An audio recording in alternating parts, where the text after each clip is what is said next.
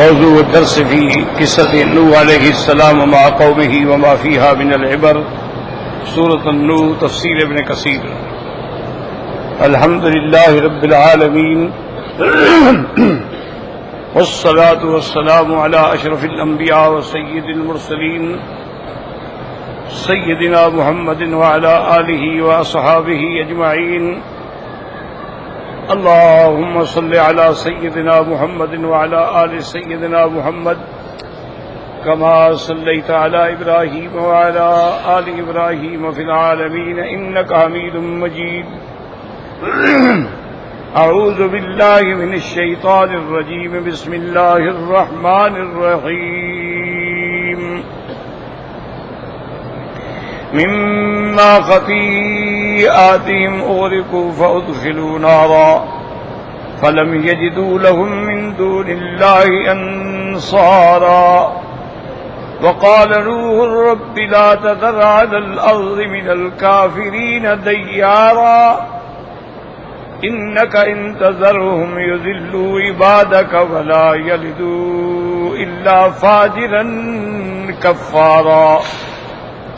رب اغفر لي ولوالدي ولمن دخل بيتي مؤمنا وللمؤمنين والمؤمنات ولا تزد الظالمين إلا تبارا۔ قال المؤلف والمفسر رحمه الله تعالى أدام النفع بعلومه وعلومكم في الدارين آمين، إلى أن قال يقول تعالى مما خطيئاتهم وقرئ خطاياهم أغرقوا، أي من كثرة ذنوبهم وعتوهم وإصرارهم على كفرهم ومخالفتهم رسولهم۔ اب مفسر رحمۃ اللہ علیہ ان آیات کی تفسیر فرماتے ہیں کہ مما خطیئاتہم، اس کی دوسری قرات بھی ہے کہ خطایاہم، یعنی ان کے بہت گناہ اور بہت غلطیاں، سرکشی،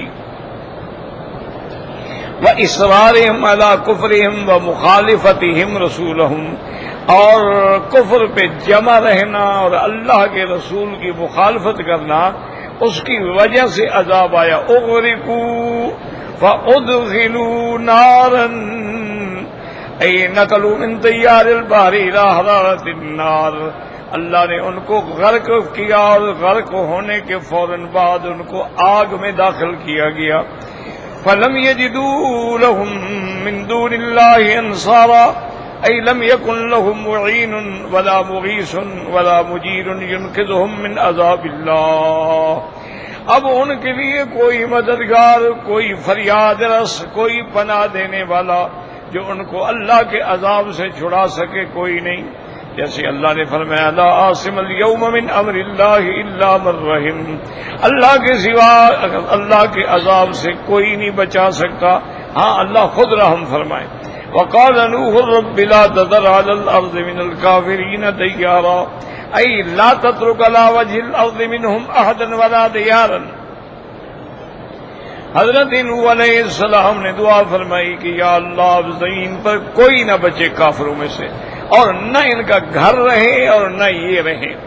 وَهَذَا مِن صِيغِ تَأْكِيدِ النَّفِي، اور یہ صيغے جو ہیں اس لیے آتے ہیں کہ اس میں تاکید ہے نفی کی، کہ کسی کو بھی میرا مولا زمین پہ نہ چھوڑ، ان سب کو سزا دے۔ قَالَ ذَاقُ دَيَّارًا وَاحِدًا، وَقَالَ الصُّدَيَّ الدَّيَّارُ الَّذِي يَسْكُنُ الدَّارَ، جس میں ٹھہرتے ہیں۔ فاستجاب اللہ له فأهلك جميع من على وجه الأرض من الكافرين حتى ولد نوح لصلبه الذي اعتذر عن أبيه۔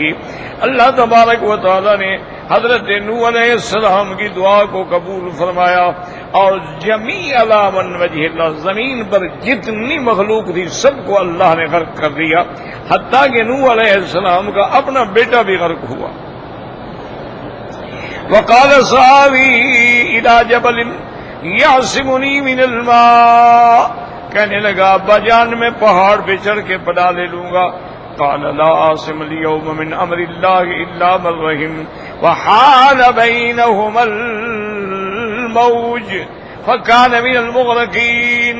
نوح علیہ السلام کا بیٹا بھی غرق ہو گیا کیونکہ نافرمان تھا اور کافر تھا، وقال ابن ابي حاتم قال هذا يونس بن عبد الاعلى اخبرنا ابن وهب قال اخبرني شبيب بن سعيد ان ابي الجوزاء عن ابن عباس قال قال رسول الله صلى الله عليه وسلم لو رحم الله من قوم نوح احدا لرحم امرأة لما رأت الماء حملت ولدها ثم صعدت الجبل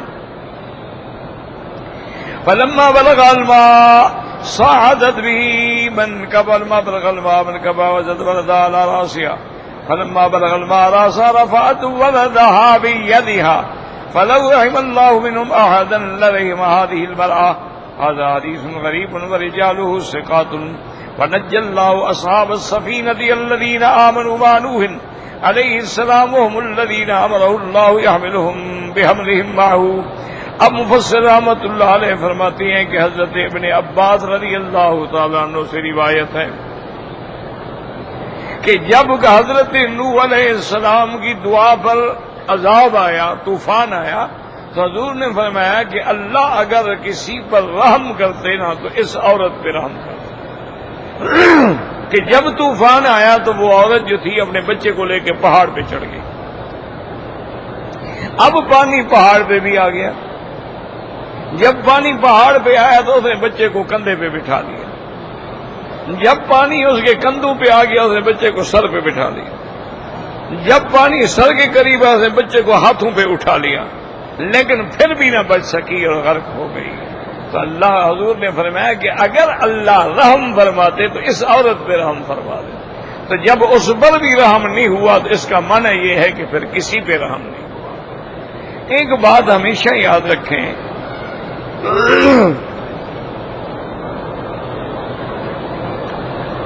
جتنی قومیں گزری ہیں جن کا ذکر اللہ کے قرآن میں ہے، جیسے قوم نوح علیہ السلام، قوم عاد، قوم سمود، اسی طرح قوم لوط، قوم فرعون، یہ ساری قومیں جن پر اللہ کے عذاب دنیا میں آئے ہیں. سب سے پہلے تو یہ ایک بات کو سمجھ لیں، دماغوں میں بٹھا لیں کہ بڑا مغالطہ لگتا ہے، اور جو اسلام دشمن لوگ ہیں وہ دماغوں میں ڈالتے ہیں دیکھو جی فلاں ملک میں کافر کتنے شان سے رہ رہے ہیں، ان پہ عذاب کیوں نہیں آتا. آج پوری دنیا پہ کنٹرول ہے کفر کا، ہر جگہ دیکھیں کافر مسلط ہے، ان پہ یہ عذاب کیوں نہیں آیا؟ تو ایسے شکوک و شبہات ڈالتے ہیں، اور ان کے سامنے جب یہ واقعات رکھے جاتے ہیں تو وہ کہتے ہیں کہ نہیں یہ اللہ کا عذاب نہیں تھا، یہ ایسے اسباب ہیں. دنیا میں طوفان آتے ہیں، بڑے بڑے طوفان آتے ہیں، شہروں کے شہر غرق ہو جاتے ہیں. تو طوفان تو اب بھی آ رہے ہیں، زلزلے آتے ہیں، شہروں کے شہر زمینوں میں دھنس جاتے ہیں. وہ کہتے ہیں یہ اللہ کا عذاب نہیں ہے بلکہ یہ حوادث دہر ہیں، یعنی دنیا میں ایسے حادثے ہوتے رہتے ہیں.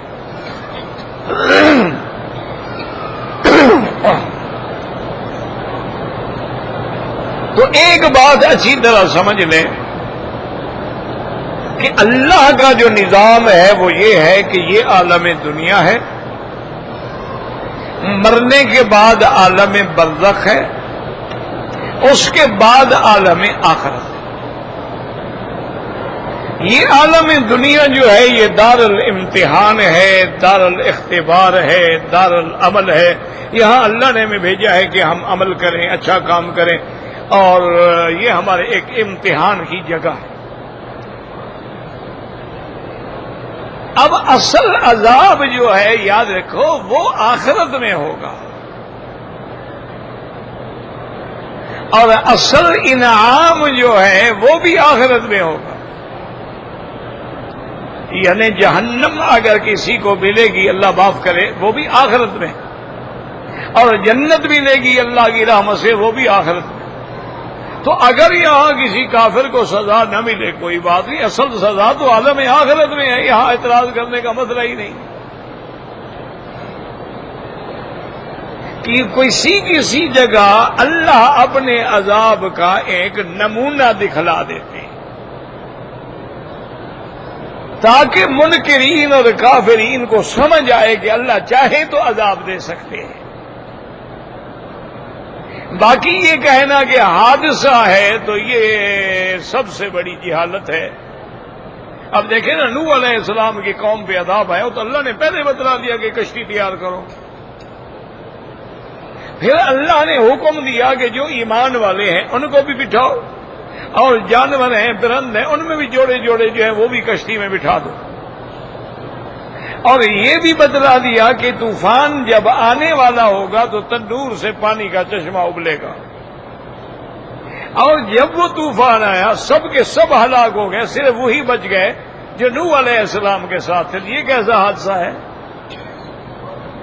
ایمان والے بچ گئے اور کفر والے صرف ہلاک ہوئے۔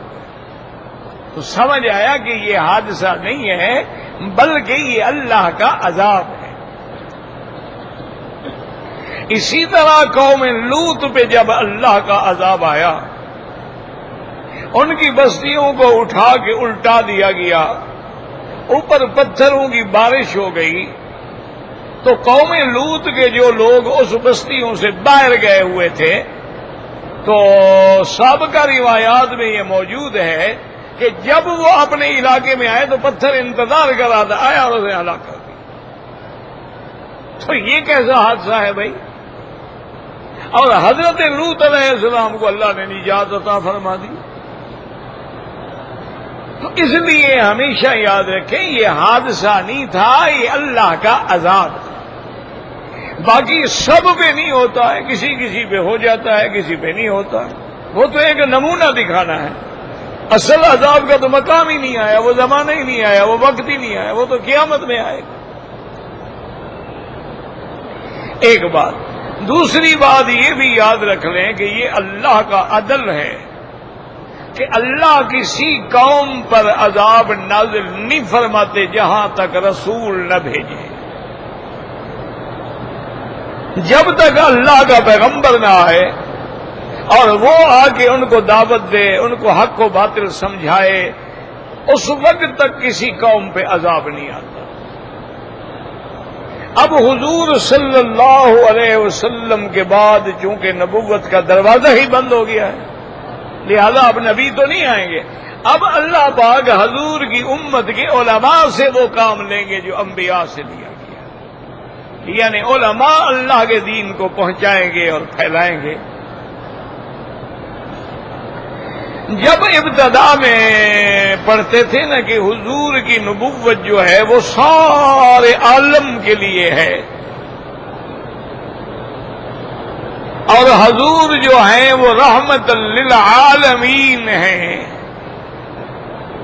حضور صلی اللہ علیہ وسلم جو ہے فرمایا بعثت الی الاحمر والاسود، گورا ہے یا کالا ہے، انسان ہے یا جن ہے، پورے روئے زمین پر اب صرف نبوت اور رسالت جو ہے وہ حضرت محمد مصطفیٰ صلی اللہ علیہ وسلم کی ہے۔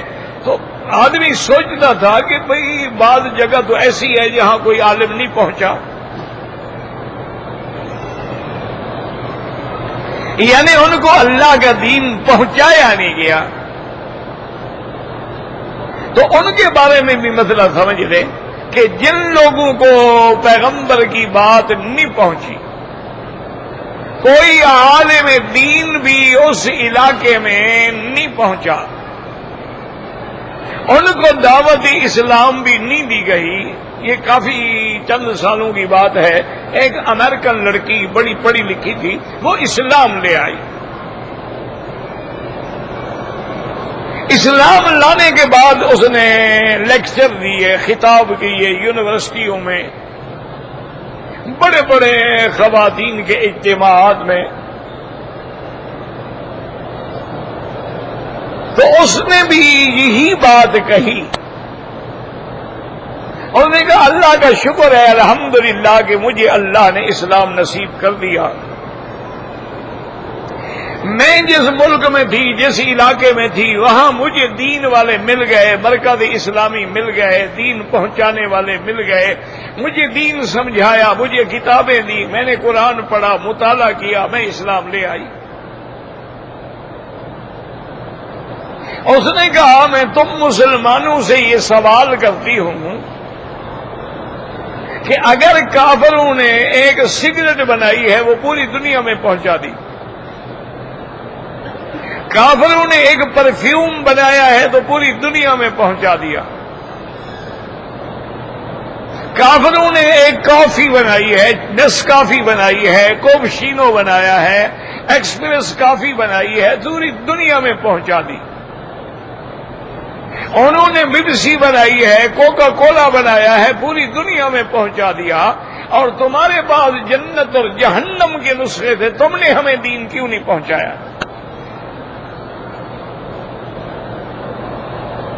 اس نے کہا میں اس لیے وقت کے علماء سے پوچھتی ہوں کہ میرا ماں باپ کافر ہو کے مر گئے تو جیسے مجھے دین پہنچایا گیا، اگر میرے ماں باپ کو بھی پہنچایا جاتا تو وہ بھی جہنم میں جلنے سے بچ جاتے، تو مجرم کون ہے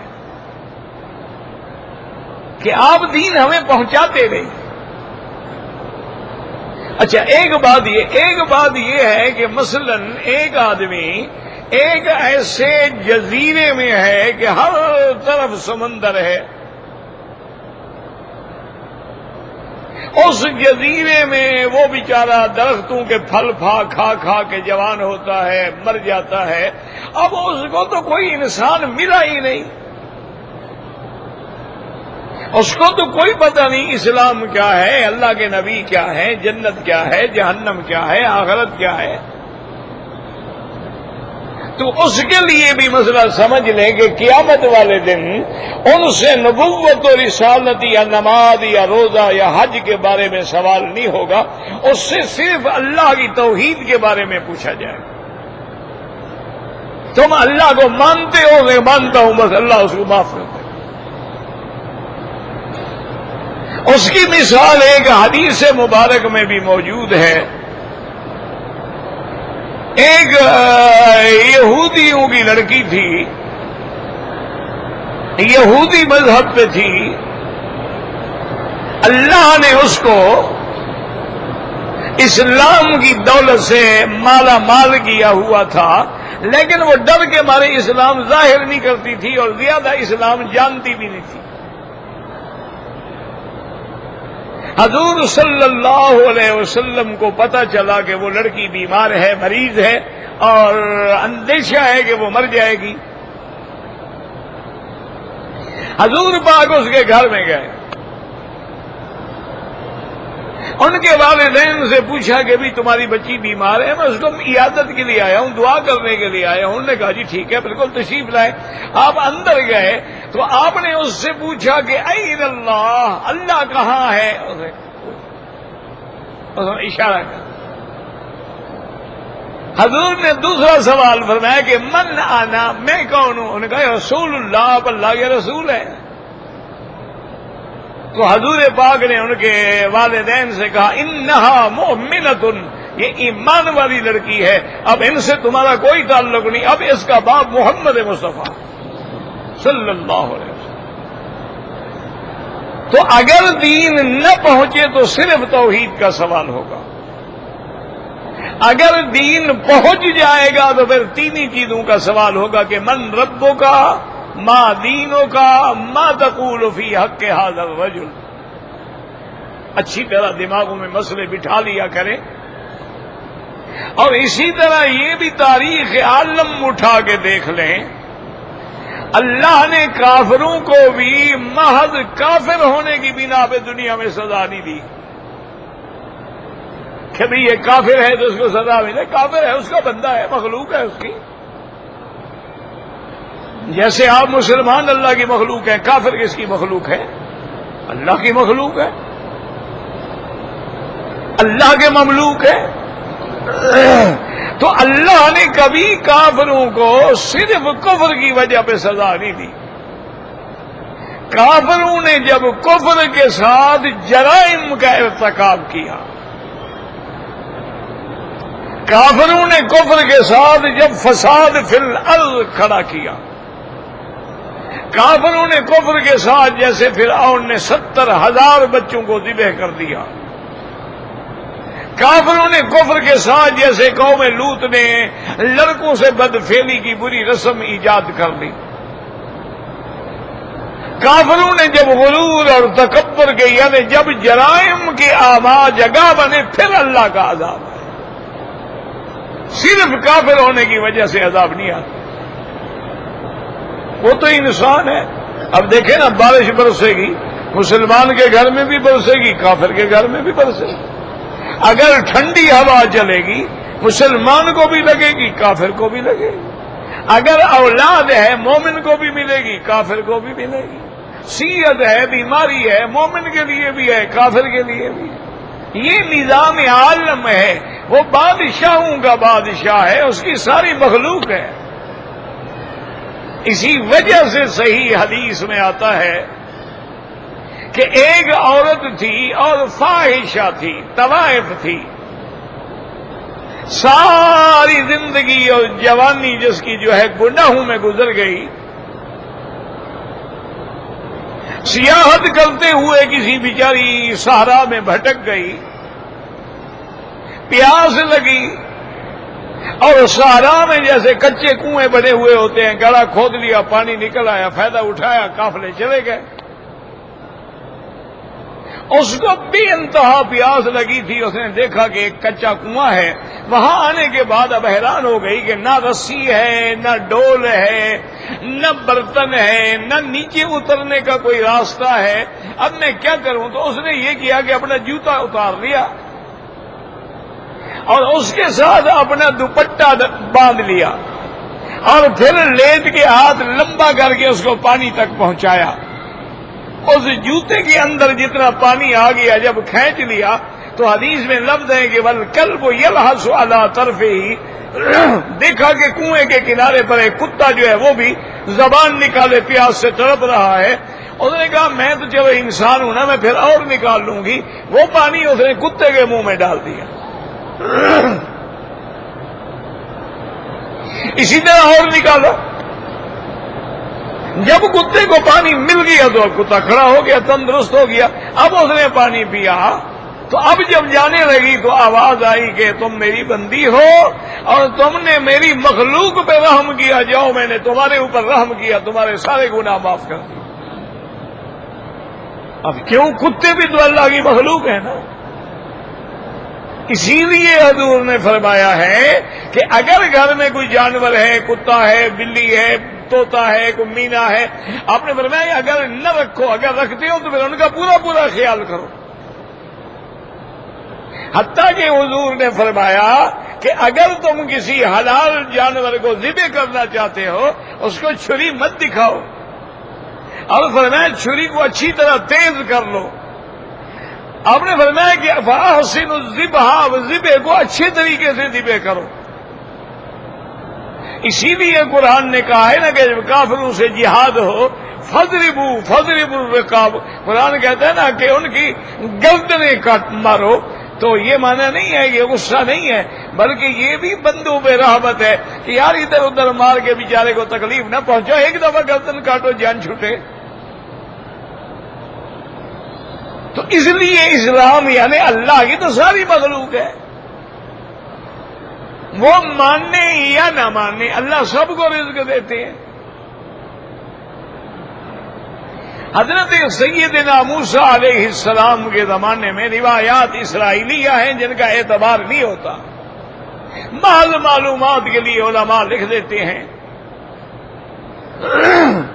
انہوں نے اللہ سے درخواست کی کہ مولا تو رزاق ہے، ساری دنیا کو رزق تیری دینا تیری شان ہے، میرا ایمان ہے، لیکن اس بستی کے ارزاق جو ہے نا ان کے تقسیم کرنے کا اختیار مجھے دے دیں۔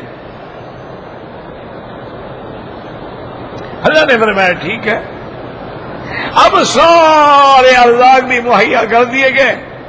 حضرت موسیٰ علیہ السلام نے حکم دیا ابھی فرشتے بناؤ، اس آدمی کے گھر میں کتنے بندے ہیں، کتنے ہیں، 5 ہیں، 10 ہیں، 8 ہیں، 4 ہیں، ان کا راشن بناؤ مہینے کا اور سب کے گھر میں پہنچا دو۔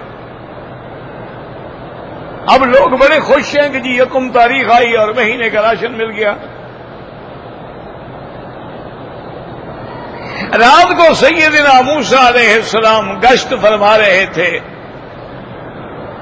ایک گھر سے آواز آئی گانے کی. آپ کو شبہ ہوا, آپ نے حکم دیا, دروازہ کھولا گیا, اندر گئے تو ایک آدمی شراب پی رہا ہے اور گانے گا رہا ہے اور نشے میں ہے. آپ نے فرمایا دیکھو خبردار, آج کے بعد تم یہ ساری حرکتیں چھوڑ دو ورنہ تیرا راشن بند کر دیا جائے گا. اور نے کہا جی میری توبہ.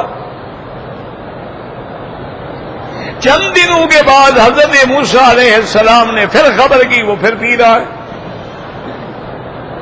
اسی طرح گانے بھی گا رہا ہے. آپ نے فرمایا بدبخت, میں نے تجھے نہیں کہا تھا کہ تم ایسا نہ کر, آج کے بعد تیرا راشن بند. اس نے کہا جی ٹھیک ہے, چپ کر گیا.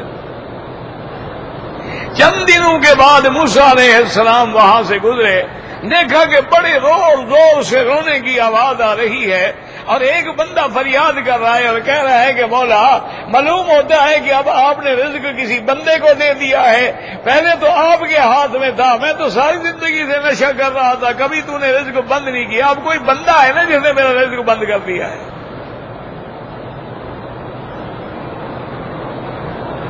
موسیٰ علیہ السلام گھبرا گئے. انہوں نے کہا یا اللہ آپ ہی رازق ہیں, کوئی دنیا میں انسان رازق نہیں بن سکتا. یہ تیرا کرم ہے کہ وہ نافرمانی کرتے ہیں تو روزی دیتا, وہ گناہ کرتے ہیں تو رزق دیتا.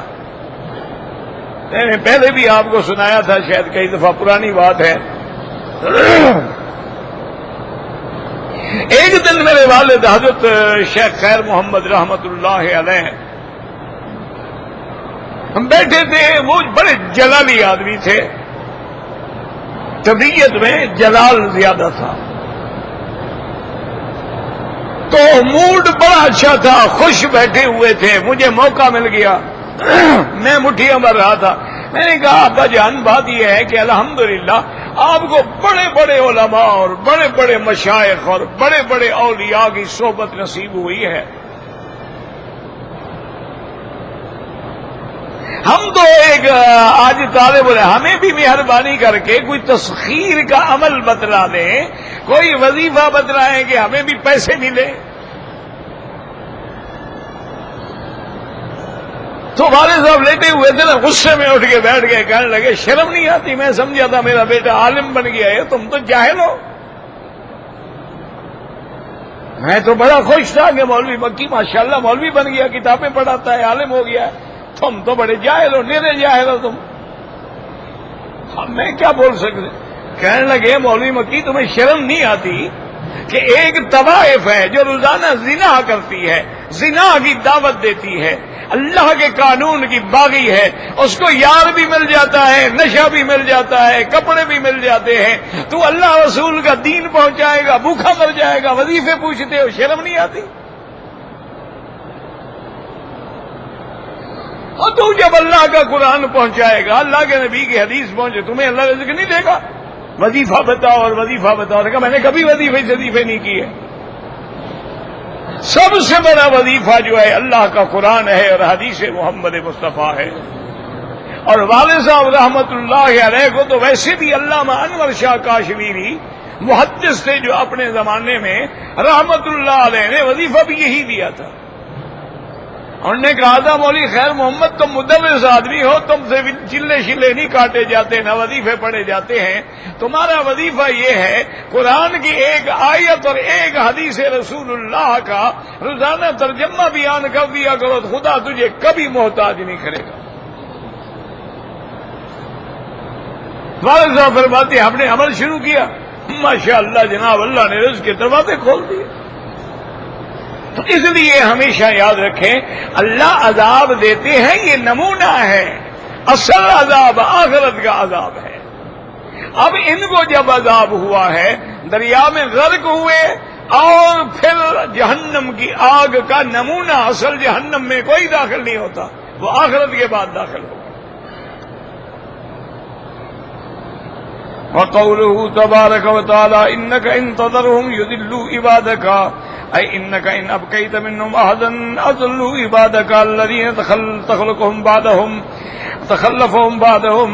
اللہ کے پیغمبر نے کہا میرا مولا اگر آپ نے ان کو چھوڑ دیا یہ بچ گئے جو تیرے بندے ہیں بعد میں ان کو بھی گمراہ کریں گے. ولا يلدوا الا فاجرا كفارا اي فاجرا في الاعمال كافر القلب وذلك لخبرته بهم ومكثه بين اظهرهم 50 عاما.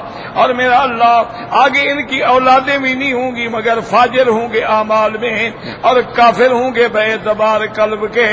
اور یہ کیسے آپ نے خبر دی کہ ان کی آنے والی نسلیں بھی کافر فاجر ہوں گی. اب مفسر فرماتے ہیں وذلك لخبرته آپ کا تجربہ تھا چونکہ آپ نے اس امت کے اندر 950 سال گزارے تھے. یہ علم غیب نہیں تھا یہ تجربہ تھا. رب اغفر لی ولوالدی ولمن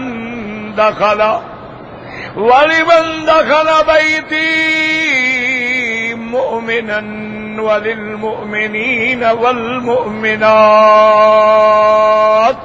قال ضاحک مسجدی. حضرت ضحاک رحمۃ اللہ علیہ فرماتے ہیں بیتی سے مراد ہے کہ جو لوگ میری مسجد میں آ گئے ایمان کے ساتھ اللہ ان کو بچا لے.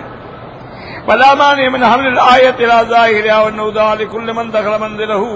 اب مفسر فرماتے ہیں لیکن ظاہر مراد یہی ہے کہ یا اللہ جو بندہ بھی میرے گھر میں ایمان کے ساتھ آ جائے اس کو بھی عذاب سے بچا دینا. وقد قال الامام احمد حدثنا ابو عبد الرحمن قال حدثنا حيوى قال انبانا سالم بن غيلان ان الوليد بن قيس التجيبي اخبره انه سمع ابا سعيد الخدري او ان ابي الهيثم النبي سعيد انه سمع الله يقول لا تصاب الا مؤمنا ولا يأكل طعامك الا تقي. یعنی اللہ کا فرمان ہے اپنے نبی کی معرفت کہ اپنی امت کو بتلا دیں کہ کوئی ساتھی نہ بنایا کرو مگر ایمان والا. کافروں سے دوستی نہ بناؤ کافروں کو دوست نہ بناؤ. ولا یاکل طعامک الا تقی. اور اپنے گھروں میں دعوتیں ان لوگوں کو دیا کرو جو اللہ سے ڈرنے والے ہیں جو پرہیزگار ہیں جو نمازی ہیں. فاسق فاجر لوگوں کو شرابی زانی لوگوں کو دعوتیں نہ کھلایا کرو. ورواه ابو داود والترمذي من حديث عبد الله بن مبارك عن هيبة بن شريح به ثم قال الترمذي انما نعرف من هذا الوجه وقوله تعالى وللمؤمنين والمؤمنات دعاء لجميع المؤمنين والمؤمنات وذلك ام الاحیاء منهم والاموات. اب اللہ کے پیغمبر نے دعا مانگی کہ اللہ تمام ایمان والے مرد تمام ایمان والی عورتیں ان کی بھی مغفرت فرما دے. جو زندہ ہیں یا جو ایمان پہ مر گئے سب کی مغفرت فرما. ولہذا يستحب مثل هذا الدعاء اقتداء منه علیہ السلام بما جاء في الآثار والأدعية والشهودة المشروعة. ایسی دعا مانگنی چاہیے یعنی حضور کی ساری امت کے لیے تمام عالم کے لوگ جو ایمان پہ فوت ہو گئے اللہ ان سب کی مغفرت فرما دے. ولا تزد الظالمین الا تبارا. اور نہ ہو ظالموں کے لیے مگر ہلاکت. وقال مجھے اللہ خسانہ فی الدنیا والآخرہ. ان کو دنیا و آخرت کے اندر رسوائی عطا فرما دے. آخر تفسیر سورۃ نوح علیہ السلام وللہ الحمد. الحمدللہ سورۃ نوح کی تفسیر اللہ نے نصیب فرما دی اور اس کے بعد جو ہے سورۃ الجن کی تفسیر ہوگی انشاءاللہ.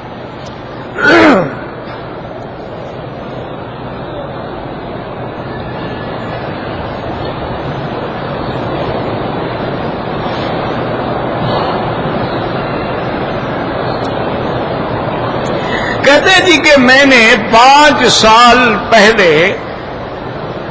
عمرہ کیا تھا. صفا مروہ دوڑنے کے بعد سر منڈانا جو ہے وہ بھول گیا. ماشاءاللہ بڑے جلدی پوچھ رہے ہو مسئلہ. 4-5 سال اور بھی ٹھہر جاتے نا. تو بہرحال اب بھی سر مڈا کے دم بھی ادا کرو اور توبہ بھی ادا کرو کہ اتنے عرصے میں خدا جانے تم نے کتنی غلطیاں کی. تم تو احرام میں ہو. جب تک سر نہ مڈایا جائے بندہ احرام سے نہیں نکلتا چاہے سال گزر جائے.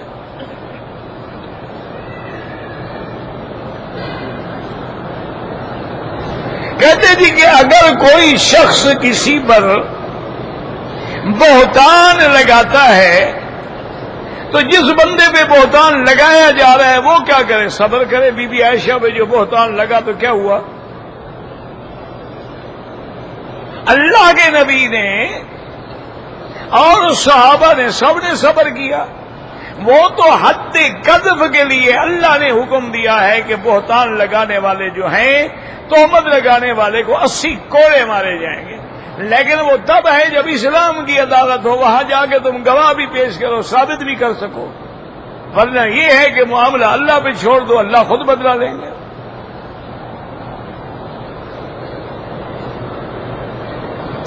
میں نے صفا اور طواف کے بعد 2 نفل نہیں پڑھے، اب پڑھ لو۔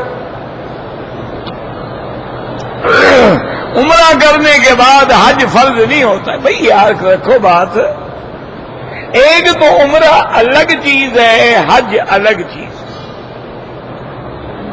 اب اللہ نے ہمارا ذریعہ بنایا، ہم نے 50,000 یا 60,000 یا 80,000 سے عمرہ کر لیا، اب حج تو 3 لاکھ کا ہو گیا۔ ایک بات۔ دوسری بات یہ ہے کہ جب ہم لوگ عمرے کا ویزا لگا کے آئے ہیں، اس میں ہم نے لکھا ہے کہ ہم عمرے پہ جا رہے ہیں۔ انہوں نے ہمیں 15 دن یا مہینے کی اجازت دی ہے، اب اس سے زیادہ رہنا جو ہے وہ اسلام کے بھی خلاف، نظام کے بھی خلاف، اور ہم یہاں غیر قانونی رہ بھی نہیں سکتے، حج کیسے کریں؟ تو لہذا آپ چلے جائیں، اگر اللہ نے پھر اسباب پیدا کر لیے حج کر لیں، عمرے سے حج نہیں فرض ہو جاتا۔ حج صاحب استطاعت پہ، ایک آدمی دولت والا عمرہ نہیں کیا تب بھی حج فرض ہے۔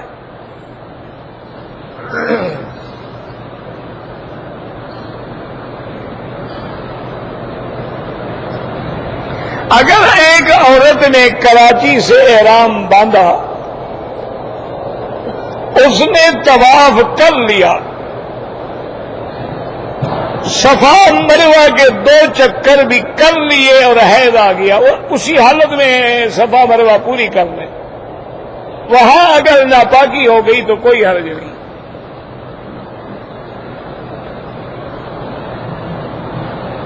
میرا بھائی، جہاں تک تعویذ لکھنے کا تعلق ہے، صحیح حدیث مبارک میں حضور پاک نے تمائم سے منع فرمایا ہے، اور تمائم کہتی ہیں جو اس زمانے میں کافر لوگ لکھتے تھے، راہب لکھتے تھے، یہودی لکھتے تھے، نصرانی لکھتے تھے، اور ان میں عبرانی اور سریانی اور اس طرح لکیریں اور ہند سے اور ایسی چیزیں ہوتی تھی جن کا پتہ بھی نہیں ہے، ان کے حرام ہونے میں تو کسی کا اختلاف ہی نہیں ہے کہ وہ بالکل حرام ہے، خدا جانے اس میں شرک کی کوئی بات لکھی ہوئی ہو، ہمیں کیا پتا۔ جہاں تک قرآن کی آیت ہے یا حدیث رسول اللہ میں وہ بات ہے، اس میں بھی افضل یہ ہے کہ پڑھ کے دم کر کے اس کے بدن پہ پھیر دیں، پانی پہ دم کر کے دے دیں، اس کو پلا دیں، اس میں بھی کوئی اختلاف نہیں۔ لیکن بعض علماء اور بڑے بڑے محقق علماء یہ کہتے ہیں کہ بھئی اگر قرآن ہے یا حدیث کی کوئی دعا مبارک ہے یا رقیہ ہے، وہ لکھ کے بھی گلے میں لٹکا دے تو کوئی حرج نہیں، لیکن افضل یہی ہے کہ بچنے کی کوشش کرو۔ اس کی وجہ یہ ہے جب تھوڑی سی بندے کو اجازت ملتی ہے نا، پھر آگے بڑھ جاتا ہے۔ آپ دیکھیں نا، ابھی اگر بس میں بیٹھے ہیں، گاڑی میں بیٹھے ہیں، کسی کو کھڑے ہونے کے لیے جگہ دے دو، انشاءاللہ وہ بیٹھ جائے گا، تمہیں کھڑا ہونا پڑے گا۔ تو اس لیے علماء کہتی ہیں کہ ان چیزوں سے منع کیا جائے تو بہتر ہے۔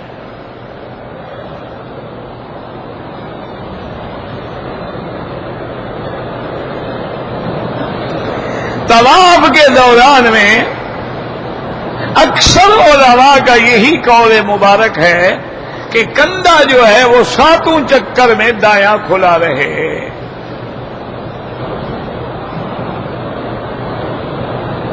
کہتے جی کہ وتر کی 1 رکعت بھی ادا ہوتی ہے۔ ہاں بالکل، حنابلہ رحمہم اللہ اور علماء اہل حدیث حضرات جو ہیں ان کے نزدیک وتر جو ہے وہ 1 رکعت ہے، اور امام ابو حنیفہ رحمہ اللہ اور ائمہ کرام کے نزدیک وتر 3 رکعت۔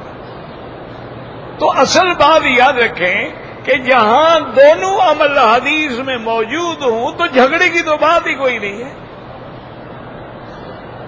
یا تو یہ ہے نا کہ حدیث مبارک میں دونوں کا ذکر ہی نہ ہو، صرف ایک حدیث ہو، لیکن جب دونوں احادیث مبارک موجود ہیں تو اس لیے سب سے پہلے تو یہ ہے کہ ان مسئلوں میں جھگڑا نہ کیا کرو۔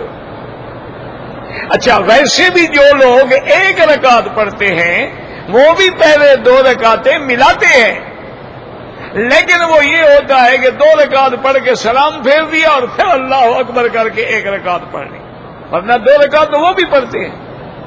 ایسا کبھی نہیں ہوا کہ باہر سے آئے اور 1 رکعت پڑھ کے چلا جائے۔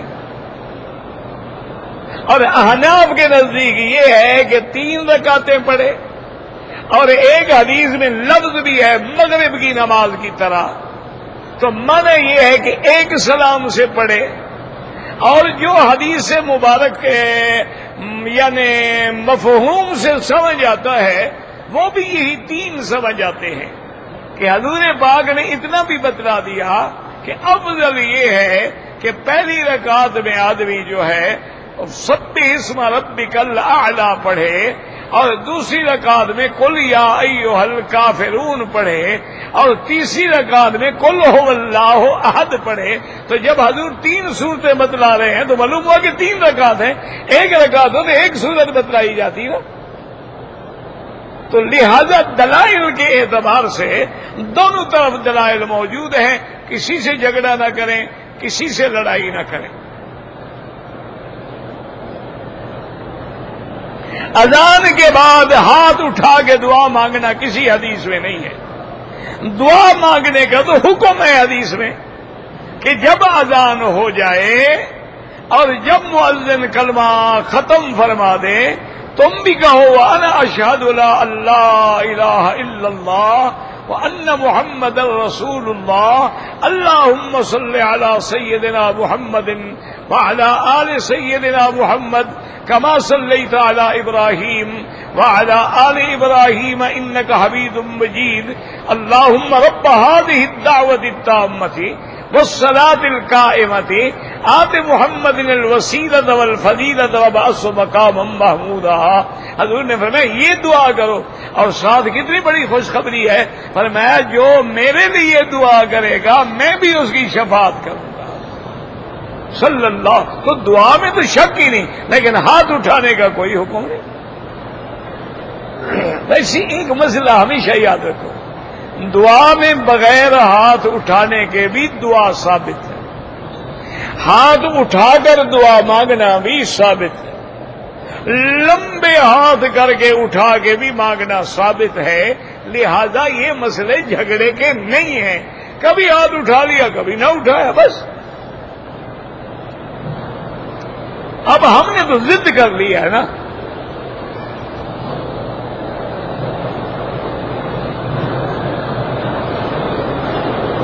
کہتے جی کہ اذان سے پہلے سپیکر میں یا ویسے جو صلاۃ و سلام پڑھے جاتے ہیں کیا وہ جائز ہیں؟ میرا بھائی بات سمجھو، پہلے ایک بات بتاؤ کہ دین مکمل ہو گیا حضور کے زمانے میں یا کچھ رہ گیا ہمارے مولویوں کے لیے؟ بھئی حضور کی زندگی میں دین، اگر یہ صلاۃ و سلام پڑھنا دین ہے تو حضور نے کیوں نہیں بتلایا؟ اذان کے بعد تو حضور بتلا رہے ہیں کہ درود شریف بھی پڑھو اور دعا بھی پڑھو، اذان کے درمیان بھی بتلا رہے ہیں کہ جیسے مؤذن کہے تم کہو، وہ کہے اللہ اکبر تم بھی کہو اللہ اکبر اللہ اکبر، لیکن اس سے پہلے صلاۃ و سلام پڑھنا نہیں سمجھایا۔ اور اگر دین ہے تو حضور نے کیوں نہیں سمجھایا؟ تم پھر حضور پہ اعتراض کر رہے ہو۔ اور اگر یہ کہو کہ جی دین تو خیر نہیں ہے، قرآن و حدیث میں بھی نہیں ہے، ہم تو عشق و محبت میں پڑھتے ہیں، تو تمہاری محبت حضرت بلال سے بھی زیادہ ہے، صحابہ سے بھی زیادہ ہے، اور اہل بیت سے بھی زیادہ ہے۔ یہ خالص بدعت ہے، اور ہر بدعت جو ہے وہ گمراہی ہوتی ہے۔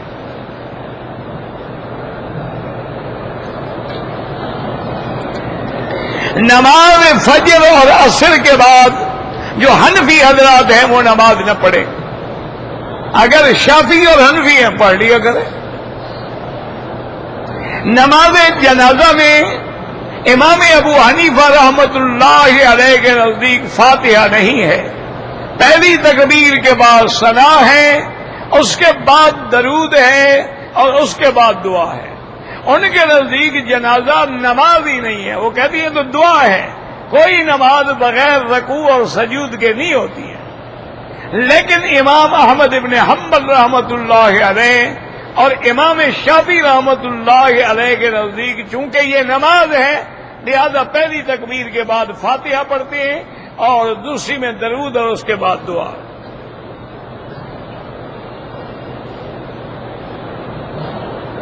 کہتے جی کہ ہم نے سنا تھا کہ یہاں کے علماء نے شیعہ کو کافر قرار دے دیا ہے، ایسا کوئی متفق کا فتویٰ ہماری نظر سے تو نہیں گزرا ہے۔ دیکھو نا، جیسے قادیانی کے خلاف ایک متفق عالم اسلام کا فتویٰ ہے کہ وہ کافر، لیکن شیعہ کے بارے میں چونکہ اس کی مصیبت یہ ہے کہ یہ شیعہ جو ہے نا ان کی سینکڑوں قسمیں ہیں۔ بس اس میں موٹی موٹی بات یاد رکھ لیں کہ جو شیعہ قرآن کا منکر ہو، سیدہ عائشہ صدیقہ کی عزت و عصمت کا منکر ہو، صحبت ابی بکر کا منکر ہو، اس کے کفر میں کوئی شک نہیں، وہ کافر ہے۔ باقی ہوتا ہے کہ یہاں آنا یا جانا، آپ یہ ماتھے پہ تو نہیں لکھا ہوا کہ تم مسلمان ہو۔ کتنے لوگ ہمارے آتے ہیں جو قبروں پہ سجدہ کرتے ہیں، وہ بھی تو برا کر رہے ہیں نا۔ کتنے لوگ ہمارے آتے ہیں جو قبروں کے طواف کرتے ہیں، قبروں پہ چڑھاوے چڑھاتے ہیں، قبروں پہ نوراتے بیٹھتے ہیں، وہ بھی ماشاءاللہ یہاں لبیک اللہم لبیک پڑھ رہے ہیں۔ اب دلوں کا معاملہ اللہ جانتا ہے، یہ تو آپ کے قانونی دستاویز کو دیکھیں گے، مسلم مسلم بس۔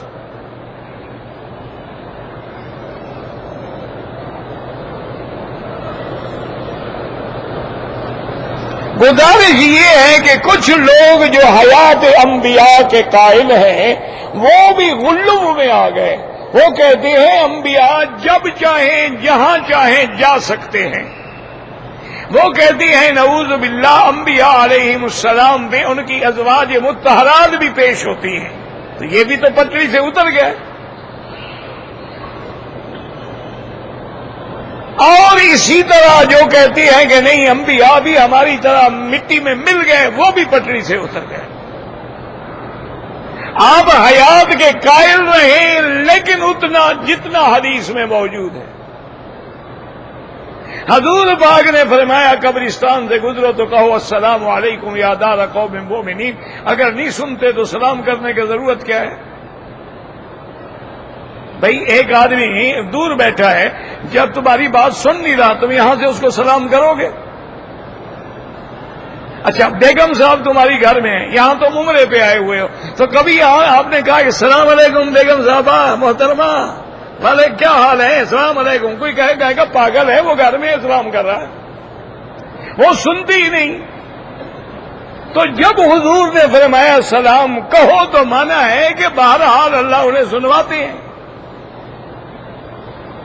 اور اسی طرح حضور نے فرمایا کہ میں نے دیکھا موسیٰ علیہ السلام قبر میں نماز پڑھ رہے ہیں، ہمارا ایمان ہے۔ اسی طرح حدیث میں ہے کہ 1,24,000 پیغمبر نے حضور کی اقتداء میں نماز پڑھی ہے، ہمارا ایمان ہے۔ تو جتنا قرآن حدیث میں ہے اس سے نہ آگے بڑھو نہ پیچھے۔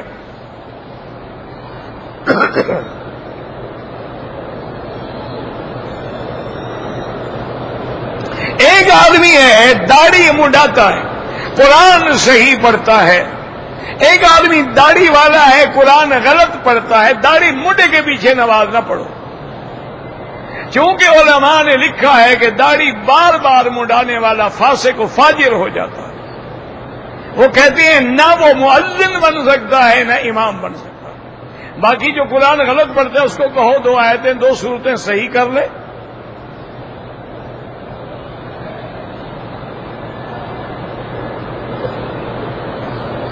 عورتیں تمام میں دھکے دیتی ہیں، اللہ ہدایت دے، اور کیا کر سکتے ہیں؟ یہاں کے ہوٹلوں میں جو گوشت پکتا ہے مجھے کیا پتا کہاں سے آتا ہے.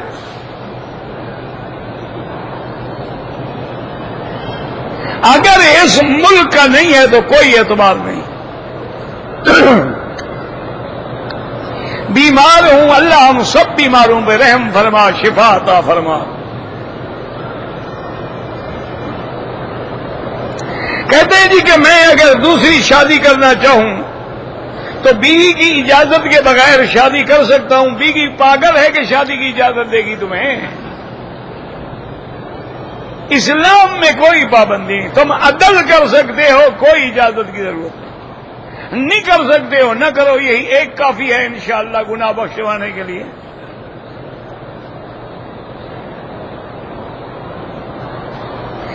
انگلی سے کوئی اشارہ نہیں کریں گے کہ فی حق ھذا الرجل. کون فرشتہ انگلی سے اشارہ کرے گا؟ کہاں لکھا ہوا ہے ان ھذا القرآن یہدی للتی ہی اقوم؟ تو قرآن کی طرف اشارہ کہ ان ھذا القرآن. کیا سے جاہل لوگوں نے مطلب بنا رکھے ہیں.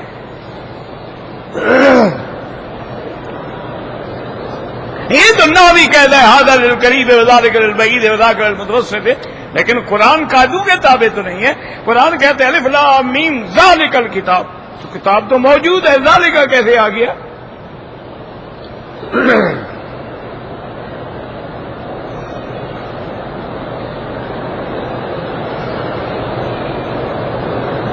کہتے ہیں جی کہ میں نے منت مانی تھی، نیت کی تھی مدینے پاک میں 1 لاکھ درود پڑھوں گا، 1 لاکھ استغفار. تو الحمدللہ جتنا ہو گیا نہیں ہوا، پڑھتے رہو بس.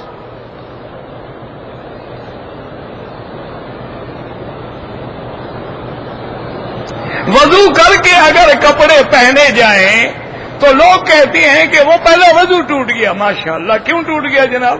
وہ کپڑے میں اٹکا ہوا تھا، بندہ کھڑا تھا، جب ہم نے کپڑے اتارے وضو بھاگ گیا ہمارا.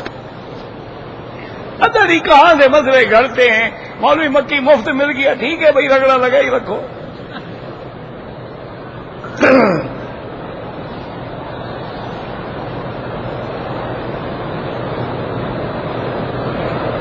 بہرحال لیپ ٹاپ ہو یا ٹی وی، اگر دین کے لیے ہے تو جائز ہے. بیوی سے حیض کی حالت میں یا ویسے مستدنی کروا سکتا ہے. اللہ کی لعنت ہے مستدنی کرنے والے پر اور کروانے والے پر بھی.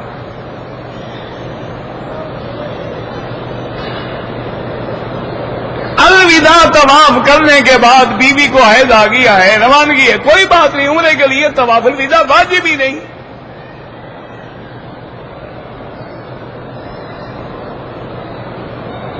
ایک عورت کا ایک نکاح ہے، دوسرا نکاح کر سکتی ہے کیوں؟ خاوند مر گیا ہے یا طلاق دی ہے.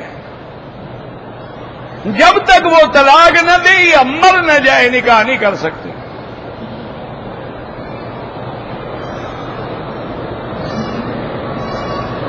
اگر احرام میں غلطی ہو جائے دیکھنا پڑے گا نا، واجب چھوٹ جائے تو دم ہوگی.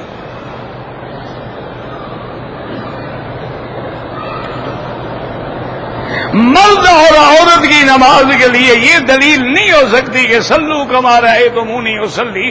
تو مرد امام بھی بنتا ہے، عورت کو کیوں نہیں بناتے ہو؟ اگر اس حدیث سے استدلال کرنا ہے مرد کی اول صف افضل ہے، عورت کی آخر پھر کیوں ہے؟ اس کو اول صف میں کھڑا کرو. ماشاءاللہ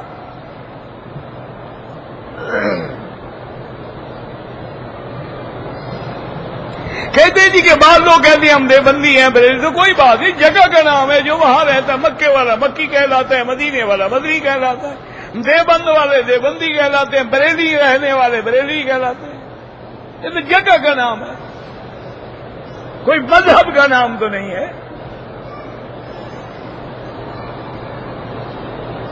غیر اللہ کا وسیلہ بالکل شرک ہے.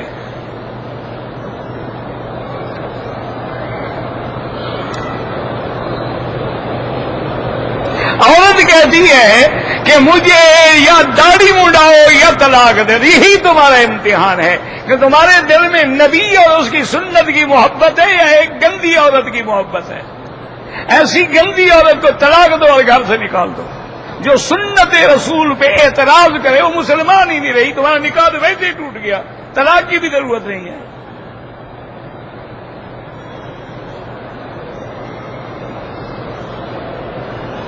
ایک عورت نے عمرہ کیا، طواف کر لیا، صفا مروہ میں ایک چکر کیا، دم پڑ گئی۔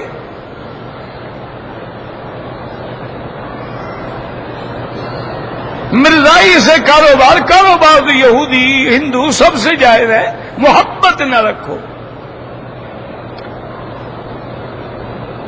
اگر ہم غسل بلڈنگ میں کر لیں اور چادریں بھی باندھ لیں، باہر جا کے مسجد عائشہ سے نیت کر کے آ جائیں، ٹھیک ہے۔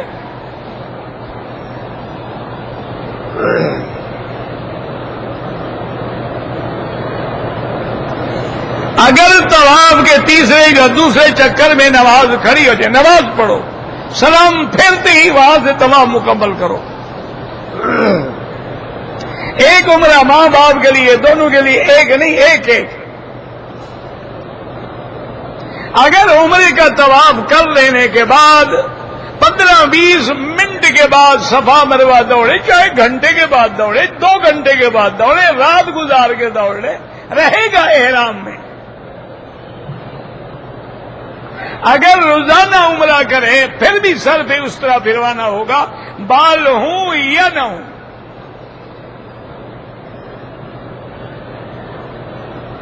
عورتوں کے لیے افضل یہ ہے کہ گھر میں نماز پڑھیں، لیکن اگر حرم میں بھی آئے تو کوئی بات نہیں، افضل یہی ہے کہ گھر میں پڑھیں۔ نمازی کے آگے نہ گزریں، مجبوری ہے تو سجدے والی جگہ سے دور ہو کے گزریں۔ لوگوں سے بھیک مانگ کے حج کرنا بالکل ناجائز ہے۔ یہاں لوگوں سے مکے میں یا مدینے میں سوال کرے، صاحب حیثیت ہے، بالکل حرام ہے۔ جوتیاں بدل جاتی، اپنی جوتی کو کپڑے میں لپیٹ کے اپنے پاس رکھو۔ بہرحال جن کی داڑھی نہیں ہے دعا کرو اللہ ان کی داڑھی عطا فرمائے۔ فوٹو کھینچنا حرم میں حرام ہے۔ اگر ہمارے رشتہ دار شیعہ ہیں ان کو زکوٰۃ نہ دیں، دوسروں کو دیں۔ اگر مسلمان تمہیں زکوٰۃ کے لیے نہ ملیں تو پھر غریب کو وہاں زکوٰۃ ادا نہیں ہوگی تمہاری۔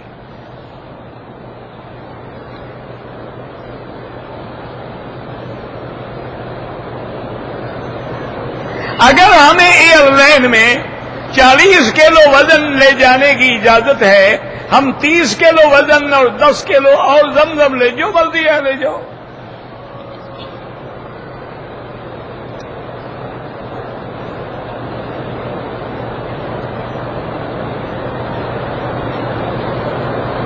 دس آدمیوں کا قافلہ مکے شریف سے واپسی وطن کے لیے روانہ ہوئے۔ جب ہم پہنچے تو فلائٹ چلی گئی، 10 آدمی مکے واپس آ گئے، کوئی بات نہیں، اچھی بات ہے، اللہ نے تمہیں اور موقع دے دیا ہے، نمازیں پڑھو، طواف کرو۔ اگر خدا پھر لے آیا ہے تو کوئی جرم تو نہیں ہے، بڑی خوش نصیبی کی بات ہے۔ ربنا تقبل منا انک انت السمیع العلیم وتب علینا انک انت التواب الرحیم۔ اللهم انت ربی لا الہ الا انت الاحد الصمد الفرد الذی لم یلد ولم یولد ولم یکن له کفوا احد۔ اللهم انت ربی لا الہ الا انت الحنان المنان بدیع السماوات والارض یا ذا الجلال والاکرام۔ اللهم فرج هم المہمومین، نفس کرب المکروبین، واقض الدین عن المدینین، واشفنا واشف مرضانا ومرضى المسلمین۔ یا اللہ عالم اسلام پہ اپنا رحم فرما، یا اللہ عالم اسلام کی حفاظت فرما، یا اللہ عالم اسلام کی عزت و غلبے کا فیصلہ فرما، یا اللہ کفر کی ذلت کی اور شکست کا فیصلہ فرما، یا اللہ مسلمان جس ملک میں بھی ہیں ان کی جان مال آبرو عزت کی حفاظت فرما، یا اللہ اس بلد الامین کو قیامت تک ہر فتنے سے محفوظ فرما، یا اللہ بیماروں کو شفا عطا فرما، یا اللہ بیماروں کو شفا عطا فرما، یا اللہ اس عاجز کی ظاہری باطنی روحانی جسمانی بیماریاں پریشانیاں دور فرما، یا الہ العالمین بے دینوں کو دین عطا فرما، بے اولادوں کو اولاد عطا فرما، بے روزگاروں کو روزگار عطا فرما، جن کے گھروں میں بچیاں ہیں ان کے رشتے آسان فرما، یا الہ العالمین ہمیں مانگنا بھی نہیں آتا بغیر مانگے عطا فرما، یا الہ العالمین اس بلد الامین کے ثمرات و برکات نصیب فرما، یا اللہ تمام آنے والوں کی جھولیاں اپنی رحمت سے بھر دے. یا اللہ ہمیں رمضان المبارک کے استقبال کی توفیق عطا فرما اور رمضان المبارک میں قیام و سیام نصیب فرما. اس کے لیے اسباب اور وسائل اور ہمت اور قوت اور طاقت بھی عطا فرما. ربنا آتنا فی الدنیا حسنۃ وفی الآخرۃ حسنۃ وقنا عذاب النار. صلی اللہ تعالی علی خیر خلقہ سیدنا محمد وعلی آلہ وصحبہ اجمعین. اللهم صل على سيدنا محمد وعلى آل سيدنا محمد كما صليت على إبراهيم وعلى آل إبراهيم في العالمين إنك حميد مجيد.